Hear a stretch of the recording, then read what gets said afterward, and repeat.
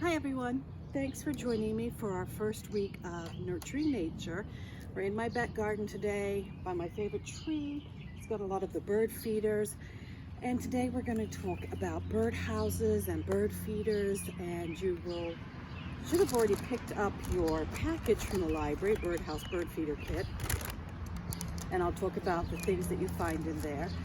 Since I'm outside, you might have some car noises. Hopefully they won't be too loud and I can speak above them, so thanks for bearing with me.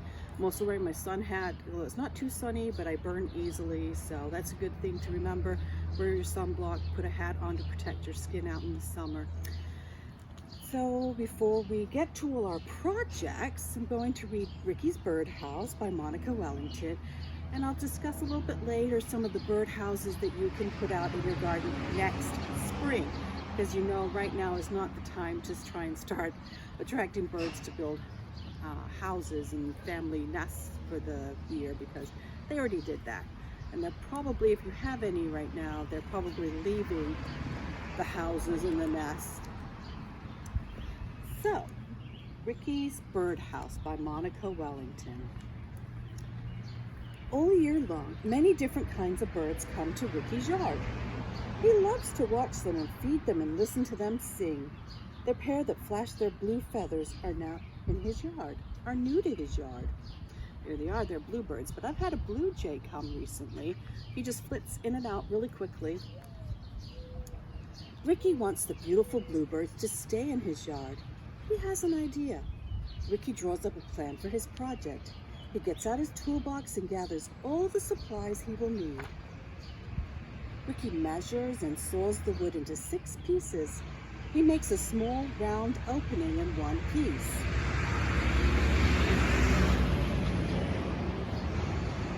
He puts the parts together, carefully following his plan. He glues and hammers and sands. He paints and adds the finishing touches. Ricky has built a beautiful birdhouse.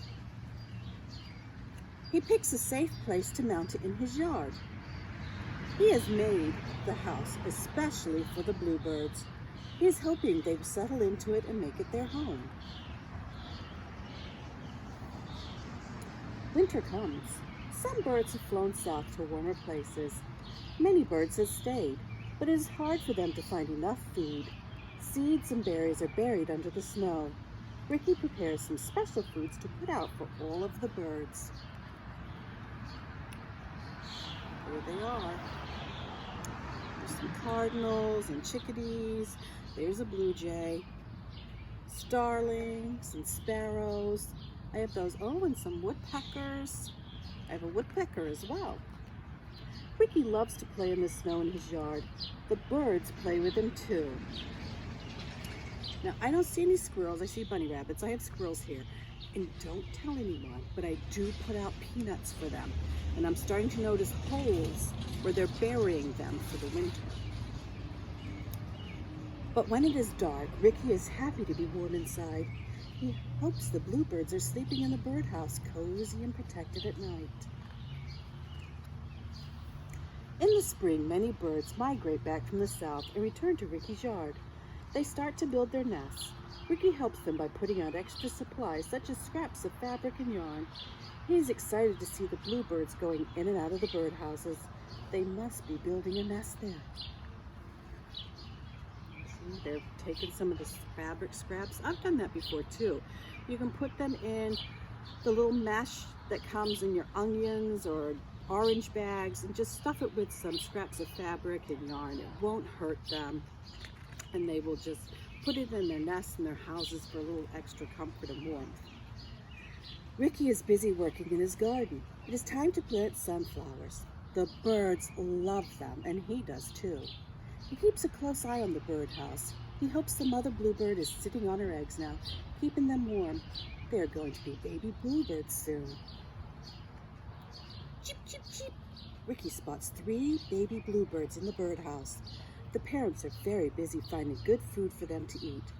The little birds love worms and insects.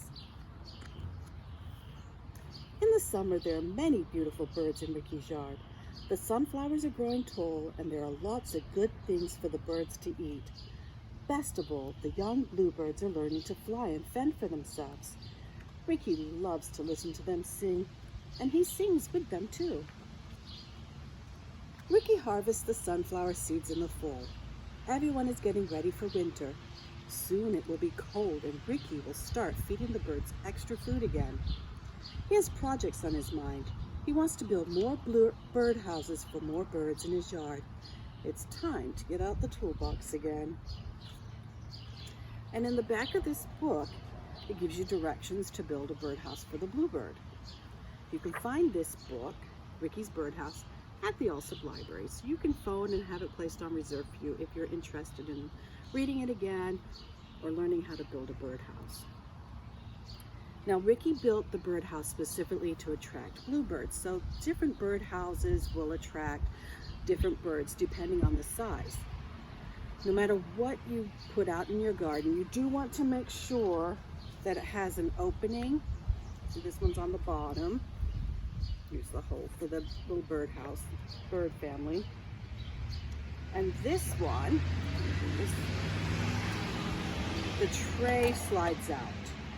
Now it's important to be able to open them and clean them out, because if you are lucky enough to have some guests in your garden next spring, you want to make sure you clean out the bird houses after the family has left for the year.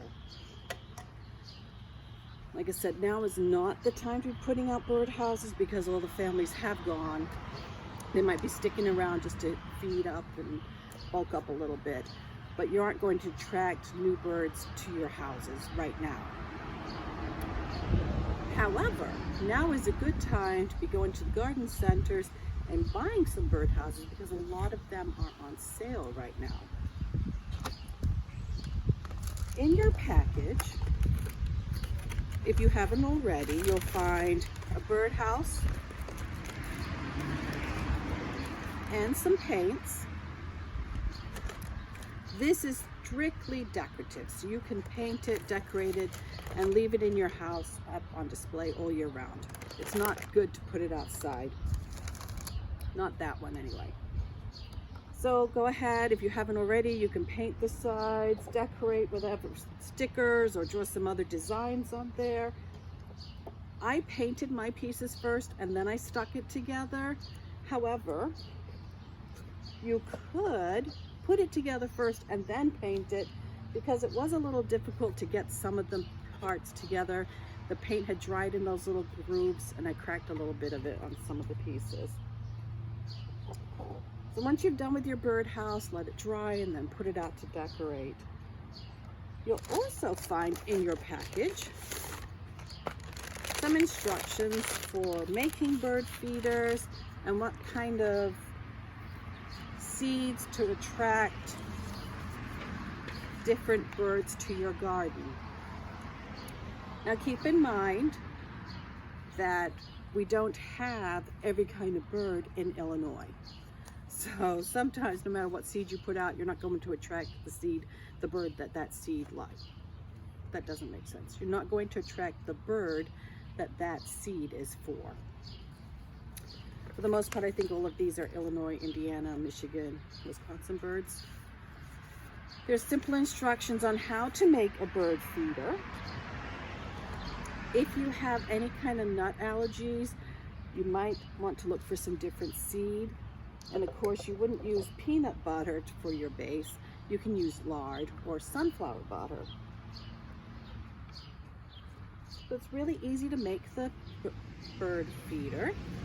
I'm going to put your string through it and tie it up. Don't worry, this is hemp, so it's natural. It won't hurt any of the birds or any animals. So you get your knot in there. And then just put your peanut butter or lard or whatever you're using. I'm going to make sure it's pretty thick. Just dropped it on my pants. But I already had one, so it's pretty thick. And then just roll it in the bird feed. And then it's ready to hang up. I also like to put out some dried mealworms every day for the birds. They really like those. I don't put out too many because I want them to keep looking for other things to eat. And I buy seeds to attract specific birds, cardinals, songbirds. This is a nice blend. It has nuts and sunflowers because they really like those.